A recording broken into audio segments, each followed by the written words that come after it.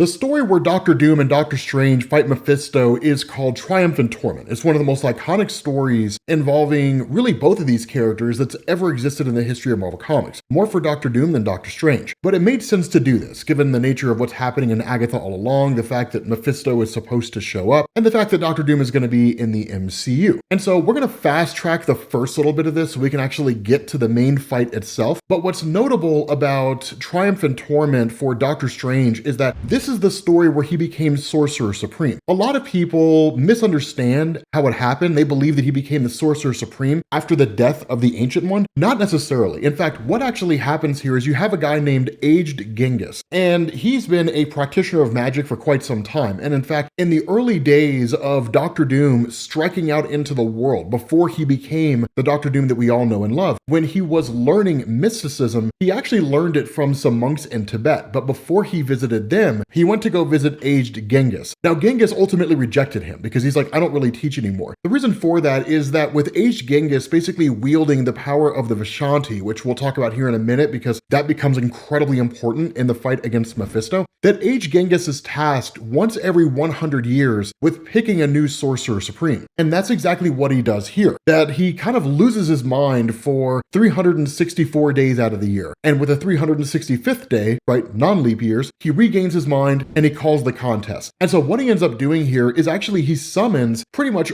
all the most powerful sorcerers and sorceresses. I don't know what the plural for women sorceress is. I don't know. The sorcerai. He calls together all the most powerful sorcerers and sorcerai within Marvel Comics for this massive contest. Now, he talks about how it's a whole thing of power and so on and so forth, and he calls them to a place called the Temple of Three. Now, the reason why it's called the Temple of Three is because this is where the power of the Vishanti is at its strongest. And when everyone is gathered here, the Vishanti present themselves through Aged Genghis, right? So you have Ashtor, Hogarth, and Agamotto. Now, one of the things to know about the Vishanti is that they are wildly powerful beings within Marvel Comics. They're not multiverse powerful, but they are incredibly powerful. For Stephen Strange, when he becomes Sorcerer Supreme, like 70% of his magic comes from the Vishanti. That's how powerful they are. And so what happens here is that one of the mystics actually questions whether or not Doctor Doom is a legitimate practitioner of magic, if he's an actual sorcerer. And it is a legitimate concern because Doctor Doom is very different from Stephen Strange or Jericho Drumm, who I don't think is actually here, Scarlet Witch, or anybody like that. Doctor Doom actually blends science and magic together. So he doesn't rely strictly on sorcery in order to achieve his ends. And where it's called into question, he makes the declaration that he'll effectively power down his armor, right? He'll remove force fields, a whole 9 yards. He will take away any advantage he has with technology in order to basically follow the ritual or to compete in the contest using only sorcery. And so what ends up happening is the Vishanti basically imbue their power into Aged Genghis and then lock him in a kind of crystal. And the task of these guys is to actually find a way to free Aged Genghis from the crystal. Now you do have a guy named Jules St. Clair. He's okay. He's a very, very minor character. That is not Brother Voodoo. I initially thought it was. I actually had to look up Jules St. Clair. I didn't know who he was.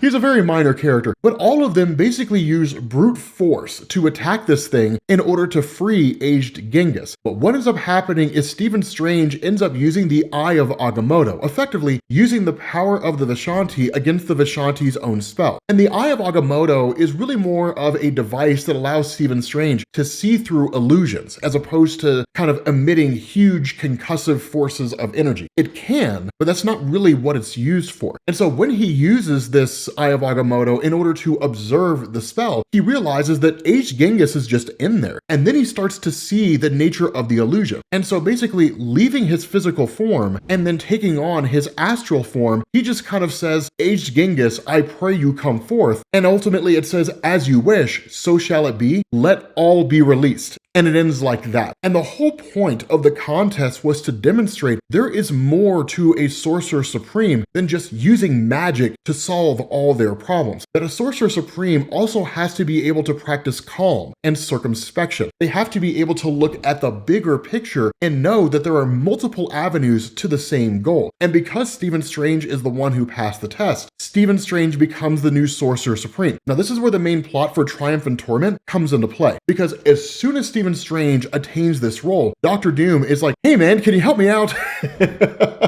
And initially, Stephen Strange shoots him down, right? He was like, no, I did not become Sorcerer Supreme just to help you in some quest for world domination. But instead, Doctor Doom is just kind of like, it's not like that, right? I'm not looking to conquer the world. I actually need your help in relation to something very personal to me. And so Doctor Doom brings Doctor Strange to Latveria. Now, it's important to understand here, this is done for two purposes. The first is to show that there is more to Victor Von Doom than meets the eye, which is to say, the person he presents himself as being to all the various superheroes that exist out there. Because Doctor Doom just kind of exudes this sort of manner of like authority, right? Not a person to be trifled with, that sort of thing. But within Latveria, he is adored by his citizenry. Now, some of that's because if they don't adore him, then, they face the pits, but that's not actually true.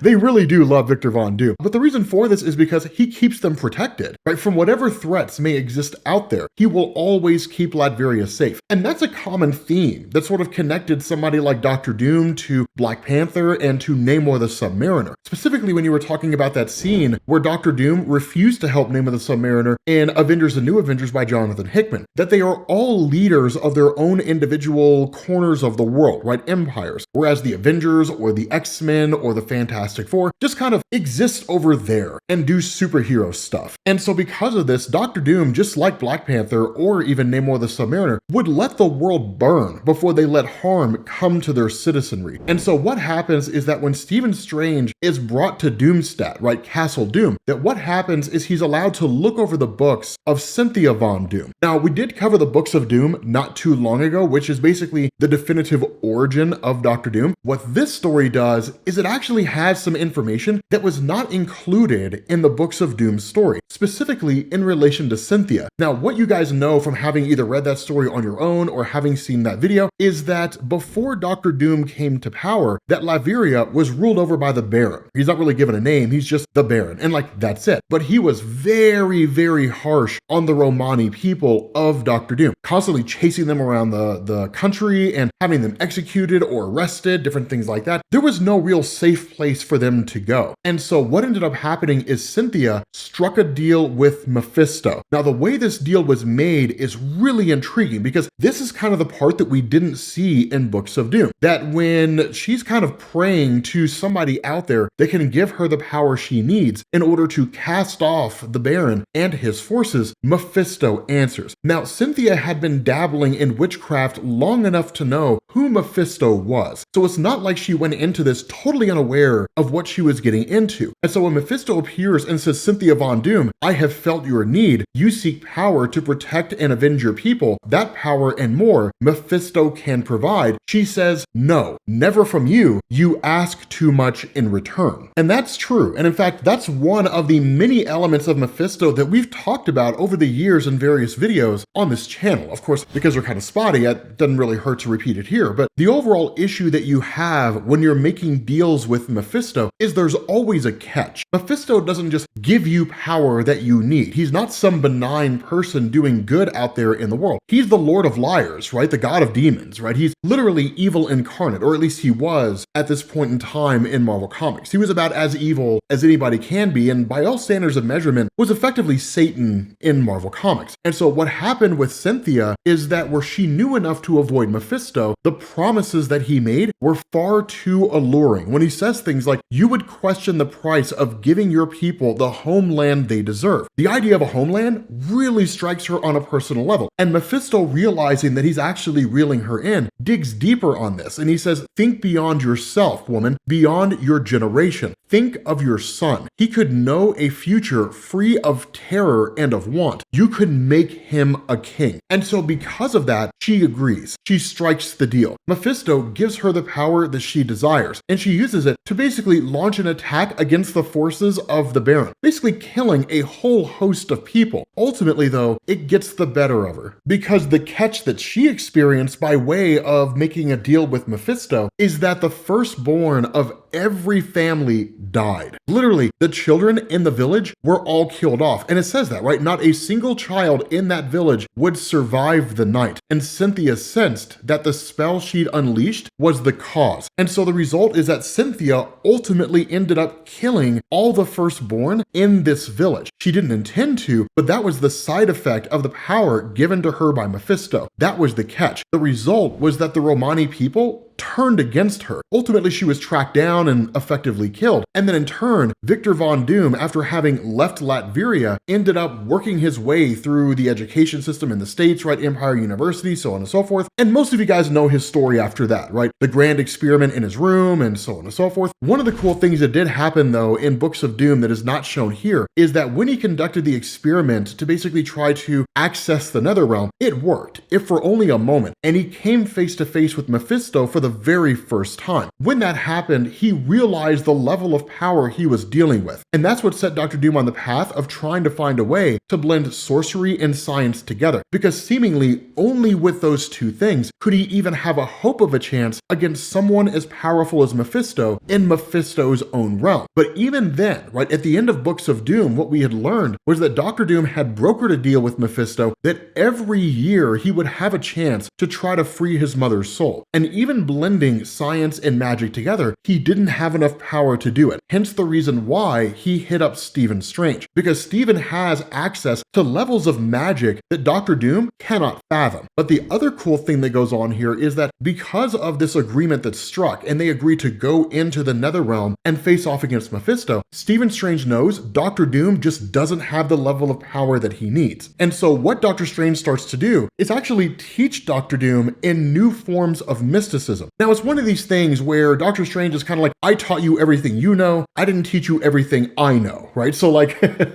Dr. Doom is not as powerful as Stephen Strange at this point in time. There have been instances where he's been able to achieve levels of mysticism that easily make him as powerful or more powerful than Dr. Strange, and even just outright levels of power like the Beyonders and things like that. But what ends up happening is they effectively open this portal. And when they do, once Dr. Doom is prepared, they enter into the Netherrealm. But this is a place of testing, and it is a place of danger, because within the Netherrealm of Mephisto himself, he is effectively God. There's no way to actually defeat him. The best they can hope for is to basically trick him. At least that's their perception anyway. Because one of the things to know about Mephisto is that while he is all powerful in his own realm, that once he leaves this place and travels out into the universe, the longer he's away from his home realm, the weaker he becomes. But it's important to note that even Mephisto at his absolute weakest is way more than enough for 99.9% of the superheroes that exist on Earth in the Marvel Universe. But the thing about this is that once Dr. Doom and Dr. Strange arrive here, they're immediately set upon by all the demons of Mephisto. Now, part of this is because of the fact that they're just like a foreign body, right? So it's like white blood cells attacking an infection. They immediately set on them. But the other part of this is because Mephisto already knows they're there. And in fact, they go so far as to say, like, we need to get out of here as fast as we can, or we're going to draw the attention of Mephisto. And Mephisto says, it's too late, right? Nothing in Hades long escapes the notice of Mephisto. Pitiful fools, I reserve a very special circle of my kingdom for trespassers, but you are hardly ordinary trespassers, are you? And once he looks at them, he realizes who they are, right? He says, I did not think you foolish enough to enter my domain once more, sorcerer. I shall not allow you to escape this time. And he says, in Doom, I knew that you would find your way here eventually. I am impressed that you duped Strange into guiding you, right? So again, it's just kind of toying with them, poking fun at them, because one of the things to know about Mephisto is that there are instances when he will come across foes that could potentially defeat him. But instead of like showing his hand and revealing the fact that there is a little bit of fear there, instead, he actually just kind of puts on a false bravado that he doesn't take them seriously. It's exactly what Spider-Man does, right? It's actually a really, really cool similarity between the two characters. But at the end of the day, Mephisto just doesn't take them seriously at all, because Dr. Doom says, we demand to battle for the freedom of my mother's soul by my right of previous challenge. Hear me, demon. And Mephisto's like, demand, right? Like, by your right, my most sincere apologies. I had thought you were mere mortals. Silly me. I see now that you must be jesters of the most cosmic order. Amuse me more, and perhaps I shall consider humoring your demands, right? Like, you come into my home and start making demands of me, a place where I am the beginning and the end. I am an immutable, indestructible force. That's adorable. And he literally opens the ground out from under them, and they just like literally fall further down into the realms of the netherworld. Now, of course, what they end up doing is literally using their magic to basically blow a hole through the ground and exit again. But one of the things to know about the nether realm of Mephisto is that it's ever changing. Now, a lot of this is because Mephisto's realm is part of what's called the splinter realms. Basically, they had splintered off quite literally from the dark dimension ruled by Dormammu and some previous conflict that had happened. So it's not part of like the inner planes. Those are the guys who are familiar with that, right? So it's not the same as like Chthon's flickering realms or anything like that. Those are called the inner planes because those are dimensions that were created using material on Earth, so they're more closely similar to Earth than any of the other dimensions that exist out there. But the bigger part of this is that because it shifts and changes so drastically and it happens so quickly, by the time Doctor Strange and Doctor Doom re-emerge to the surface, they're not in the same place they were before. Not only that, the demons are no longer here, and instead, it's actually these guys facing off against what are called carrion crows, right? Just kind of like these demonic crows. But while they're dealing with that, Mephisto is watching them. And what Mephisto starts to realize is, given the level of power they have, they may or may not pose a threat to him. But because of the fact that they're so driven to defeat Mephisto, that is what would ultimately carry them through. And that's why he says, Doom is actually cooperating. I would have thought that so prideful a mortal would condescend to ally himself with another. Together, they present a formidable force, but mere mortals must not be allowed even the slightest of victories here. They have sown the winds of challenge, let them reap the sandstorms of hell. And so what this does is, with this massive sandstorm coming in, it actually splits them apart, right? It separates the two of them, where they basically just get lost from each other. And so Doctor Doom continues on, and he's brought directly before Mephisto. And what Mephisto does is that in realizing he has a much better chance of ensnaring Doctor Doom than he does Doctor Strange, he makes a deal with him, or at least offers one. And he says, welcome, you continue to impress me. Few mortals have fared so well in my kingdom. Even here, your fame has preceded you. The citizenry of Hades includes the souls of many former foes of the ruthless Doctor Doom. Long have I anticipated this meeting. Please allow me to show you all the sights and sounds of Netherworld. And so the result is that they turn their attention to Stephen Strange. And this is one of the important things to know about the nether realm of Mephisto. It's one of the reasons why I say the Witch's Road in Agatha All Along is basically just the winding way, right, from Marvel Comics. And ultimately, it is going to lead to Mephisto, because the winding way, more often than not, does lead here. It can lead to any number of things, and it's as much a path as it is a form of magic that a person can use. But Stephen Strange, falling through this place, ends up succumbing to an illusion meticulously crafted by Mephisto. So much so that Stephen Strange doesn't realize that it's actually his own past. I mean, he does, but he doesn't know that it's not actually happening. Now, it's designed to force Stephen Strange to basically deal with his own history, which is to say that he was very much a selfish doctor. He cared only about money. So much so that like a dude shows up to his office asking for help, and Doctor Strange is like, unless you have the money or an appointment, it's not going to happen. And actually, he just literally starts calling his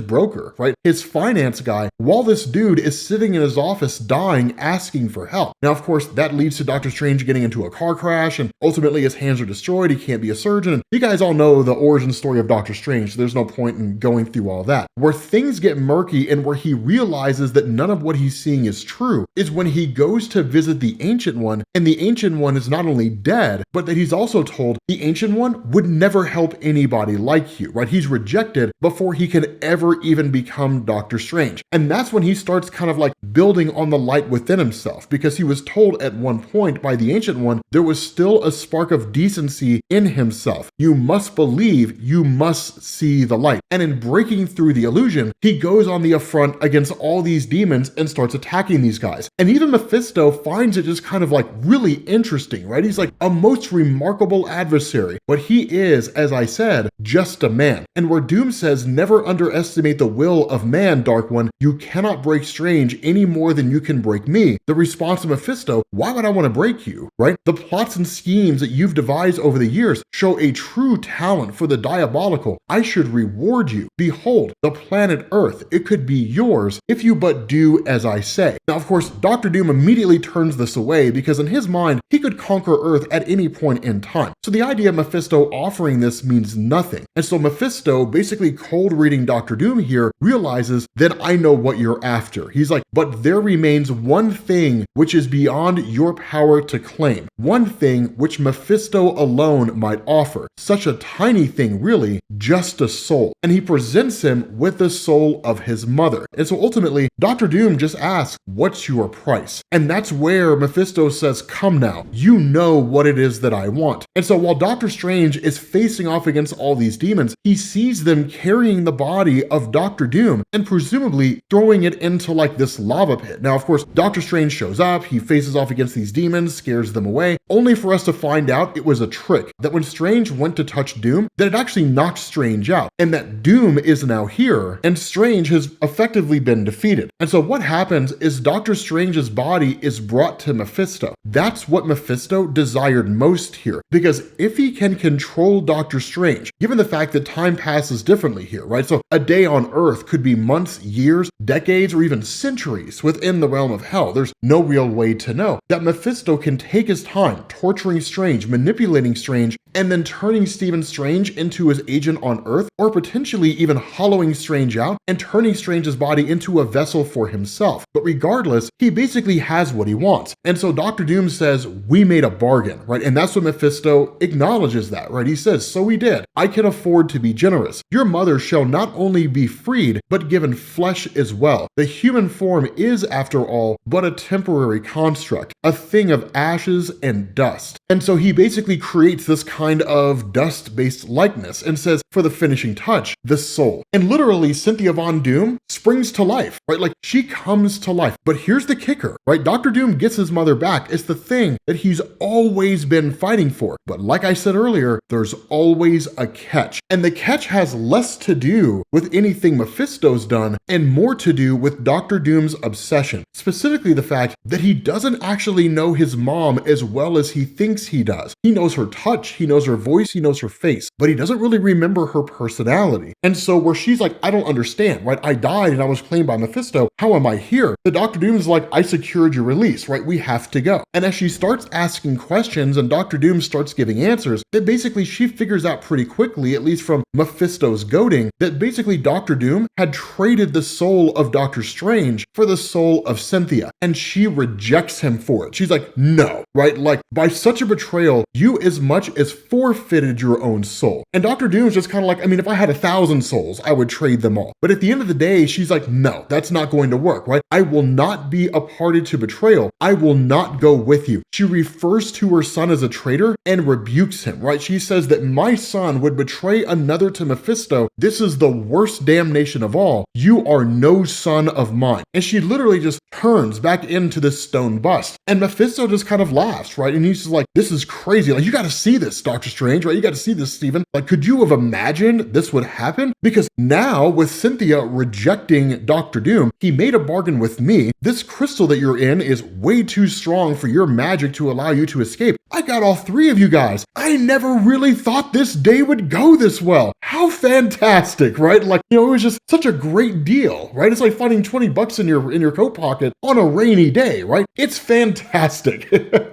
But what ends up happening here is that Doctor Strange does break free from the crystal, because what he realizes is that when Dr. Doom, quote unquote, made a deal with Mephisto, he knew what he was doing, and he knew that he was basically handing Stephen Strange over, but he's still a good guy. And he had still made a promise to Doctor Strange that he would not betray him. So what he had done is he had given him a device of his own design that would basically allow Stephen Strange to break loose from the crystal. And so that's when Stephen Strange realizes the whole agreement between Dr. Doom and Mephisto was quite literally a sham. And between the two of them, they go and they attack Mephisto. Now, here's the cool thing, right? They're basically hot to trot. They've got all the confidence in the world. They're like, we can do this, but they are in the realm of Mephisto. And And he says exactly that, right? Where they refer to him as the common foe. He says, "Spare me your verses, sorcerer. The power they conjure is as nothing to me. Your efforts would be amusing were they not so pathetic. It is clear that you still do not realize the full extent of the power that you face." And he says, "You have called me demon and monster, but I am the Lord of demons, the ultimate monster. I am the living evil. I am Mephisto. I cannot be destroyed in this place." It's crazy because for a moment, Mephisto actually shows what's basically his true form. And it's nothing like what he looks like, right? It's almost abstract in terms of how crazy it looks. And so what happens is Doctor Doom came prepared for this. Remember, science and sorcery, not one or the other. And so where Doctor Strange had cast a protective sphere around himself, the bust of Cynthia, and Doctor Doom, that Doctor Doom says, like, open the portal for a moment, right? I have a plan. Stephen Strange does exactly that. Doctor Doom fires off a device which should have killed Mephisto because it was an antimatter device, right? He says, even in this infernal realm, Mephisto is a being made of positive matter. He could not withstand a projectile that was designed to basically neutralize matter. But the reality here is that Mephisto is an immutable cosmic force. And so Mephisto cannot be defeated in this way. And he says as much, right? Ignorant wretch. Mephisto cannot be defeated by your meager science. In Hades, I am supreme, answerable to no laws save my own. And that's where Doctor Strange gets an idea, because he's like, no, actually, there's no way that's actually true, right? If Mephisto is absolute evil, then that means there has to be an absolute good. And because these are diametrically opposing forces, each one with their own sets of laws trying to constantly impose on the other, then that's the antithesis to Mephisto. That's his weak point. And so he tells Doctor Doom, I need to open the shield. And where Doctor Doom's like, no, if you do that, Mephisto's going to kill us, right? Like, the best we can hope for is to just like flee until we run out of energy and then hopefully die a quick death. But Doctor Strange says, no, I have a plan. He cracks open the shield and he says, mighty Ashtor, loosen your thunder, channel now the power blasphemed, that it tear this shell asunder, free this captive soul, redeemed. Literally, he frees the soul of Cynthia. And that is the weakness of Mephisto. The reason being because when Cynthia rejected the offer of Doom to basically allow her soul to return to Earth at the expense of Stephen Strange, she sacrificed herself effectively. She redeemed herself. And because this point in Marvel, at least this story itself, has exceedingly strong religious connotations, absolute evil can only be defeated by absolute good. And what is the most grand demonstration of absolute good than being willing to sacrifice your life freely for the life of another? And so ultimately it allows Cynthia's soul to effectively go to, at this point in time, what was considered heaven. That ultimately Mephisto can't stop it because the power of the one above all transcends and is way beyond even the power of Mephisto. Now again, these principles of like God versus Satan, things like that, they don't really apply in Marvel Comics anymore. But at this point in time, they did. And so because of the fact that the deal between Doctor Doom and Mephisto was never a solid deal because Cynthia never agreed to go with Doom, and Doom had actually engineered Doctor Strange's escape in the first place, what Strange also says is, you could kill us if you wanted to, right? But the reality is, if you do, our souls would go to the exact same place because we're willing to die if it means that Cynthia can move on to the afterlife, right? Self-sacrifice. And Mephisto does the only thing he can do. He whisks the two of them away and sends them back to Earth. And so following that, it's just kind of Doctor Doom having to accept the fact that his mother has moved on, right? His mother is on to the afterlife. There's no way to get her soul back, no way to like retrieve it. And so he just kind of has to come to terms with that. Doctor Doom is just kind of like, you know, it's all good. But he even makes this comment when he's talking to Boris, which is a really, really interesting observation where he says Boris, because Boris is like the number one guy for Doctor Doom, right? Like his best friend, if you could say such a thing, where he says, Boris, he could have betrayed me to Mephisto, but he did not. By his actions, Doom gave his mother the chance to find her own redemption. He beat the devil at his own game. Could he have planned this all along? And the response of Boris, maybe.